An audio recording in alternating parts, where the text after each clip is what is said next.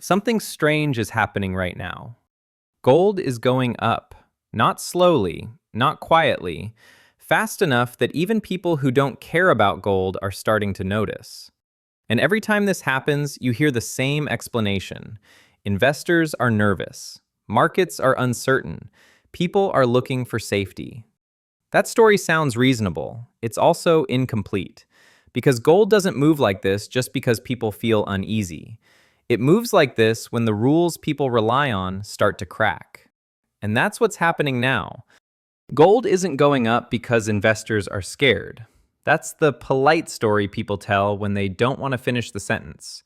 Gold is going up because trust is breaking and it's not coming back together. Not trust in markets, not trust in politicians, trust in the rules themselves. The rules that say money is neutral. The rules that say reserves are safe. The rules that say if you play along, you'll be protected. Gold doesn't believe any of that anymore. Gold doesn't care about speeches. It doesn't care about rate cuts. It doesn't care about elections or promises or press conferences. Gold only reacts when risk stops being abstract and starts being personal. And right now, exposure is everywhere. Trade routes aren't being optimized, they're being rerouted around trouble. Currencies aren't tools anymore, they're weapons. Sanctions aren't temporary pressure, they're permanent policy. Once a country watches another country's money get frozen, seized, or quietly reclassified, the lesson is burned in forever. You don't forget that. You don't unsee it. And you definitely don't trust the system again. So when central banks buy gold, they don't call it panic. They don't call it fear. They call it diversification because that sounds calm. But that's not what it is. It's an exit plan. Gold is the only reserve that doesn't need permission.